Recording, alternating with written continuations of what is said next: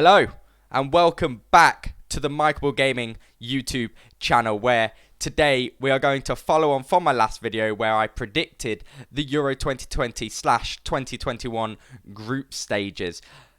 I got some of the groups quite close, quite right, and there was a few of my out there predictions that were wrong. Everyone who said Turkey were going to be underdogs, we were severely disappointed. But then there was other teams such as Sweden that we will get to who overperformed, in my opinion, at the expectations of others. Anyway, let's go straight to the elephant in the room. Obviously, I'm English. I'm an England fan, and I am an optimistic England fan. I'm not one of these negative England fans that believes those 1-0 wins and that 0-0 draw to Scotland is going to quash our chances at the Euros. I think we're going to win it. I predicted that at the start. I'm going to still predict it now. I've got the silly hat on. I've got the England shirt on, and as you can see, I have sellotaped an England fan to the wall behind me. So let's get straight into these predictions.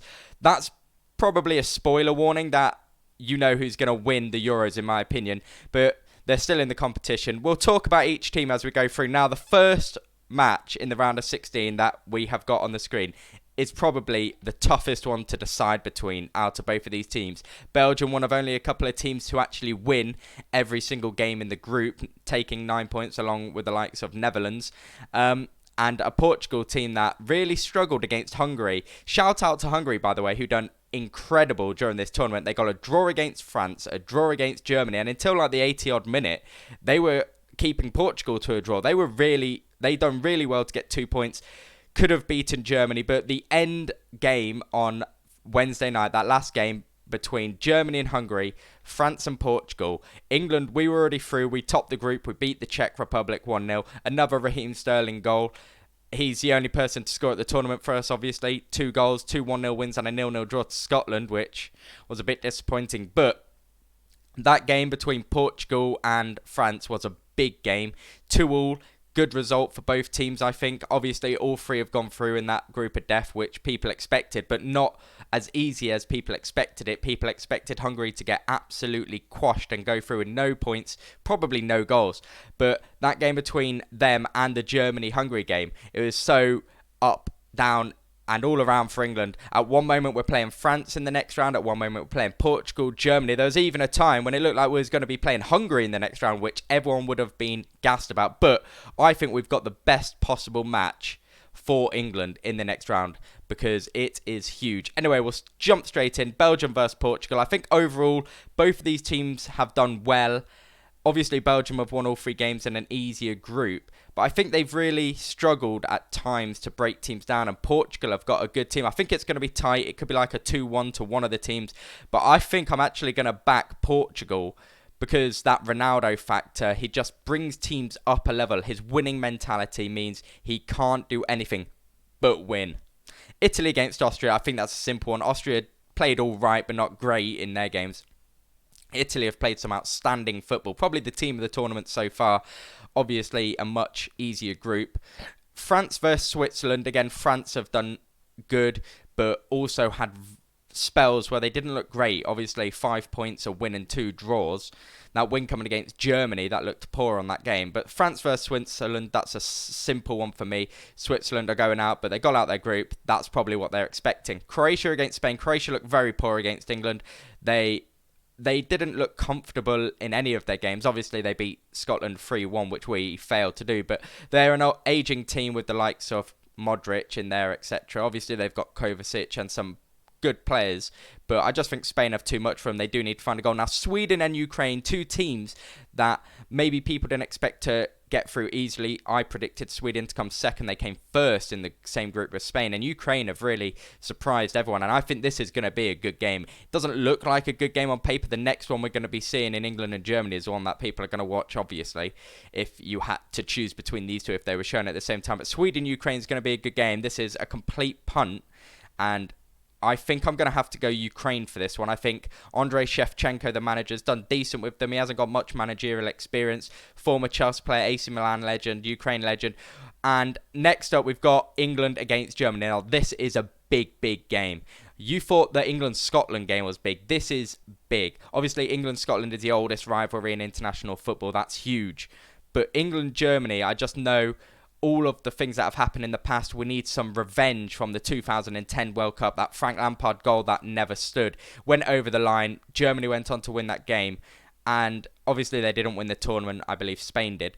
But that just hurt a lot. And I think we're going to get revenge. I actually think we're going to score a couple of goals.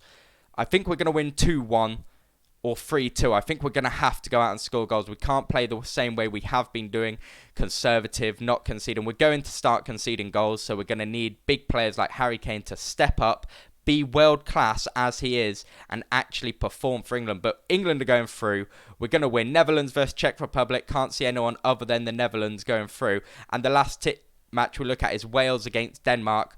Denmark, who they lost their first game to Finland after the tragedy that happened to Christian Eriksen. Fortunately, he's okay, he's safe, he's well. And Denmark, after that game, they shouldn't have been allowed to play that game. UEFA should have said, let's cancel it and go another day, give them a break. The players went out there, they lost to Finland, a game that they weren't expected to lose, but they've bounced back and they have done great to get out the group stage. Obviously, you don't see Finland in here, so they usurped Finland. And I think that is going to carry them past Wales. It would be interesting if Wales went through and somehow played England in the semi-finals. It's not quite England-Scotland, but England-Wales is still big. But we'll go for Denmark in that, and then we'll work our way back up as we have the Danes against the Dutch. And I think this is where Denmark finish their campaign. I don't think they go past Netherlands, but I'm glad that they've got this far. They've done well considering the circumstances. England against Ukraine. Obviously, we're on the good side of the draw. All we have to do is beat Germany and Netherlands and Ukraine, obviously, in my opinion, or Sweden. But if we can beat them, it's much easier than facing the likes of Spain, France, Italy, Portugal, or Belgium. In my opinion, I think we've got the easiest side of the group. Obviously, if Hungary had come second in their group rather than Germany, then we'd be going up against Hungary, then Ukraine or Sweden, then Netherlands, Denmark, Czech Republic, Wales. All of them teams are beatable. I think we can beat any team in this tournament. Obviously, I think we're gonna beat Ukraine and head to the semi-finals of the Euros. Obviously, the last time that England actually won all of their group games in a major tournament without conceding a goal was when? The 1966 World Cup. So football is coming home. France against Spain. This game maybe a few years ago would have been a bit tougher to call, but I think Spain are in a rebuilding process with their team. So I think it's going to be a France win. And Portugal versus Italy, I've actually got a bet with my dad and my granddad that England go further in the tournament than Italy. So it'd be interesting if we met in the final. They backed Italy after that first game, after that performance. I've backed England because I can't not back England. And I think they're going to be right in this sense. I think Italy go to the semi-final against France, but that's where they finish. I think France have too much for Italy. I think Italy have had a pretty smooth ride up until that game against Portugal where they'll get tested, but France is just maybe a test too far, and France will reach the final of the Euros. And England against Netherlands in the semi-final is going to be an England win, and that's it. We're going to be facing our foes from France.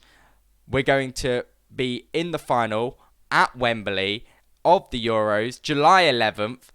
2-0 England, no France goal. England are going to win the Euros, and football is officially coming home. Thanks for watching the Michael Gaming channel. If you think I'm wrong, tell me down below. But if you think that England are going to win the Euros and football is coming home, drop this video a like. I really appreciate it, and I'll see you all in the next one. Peace.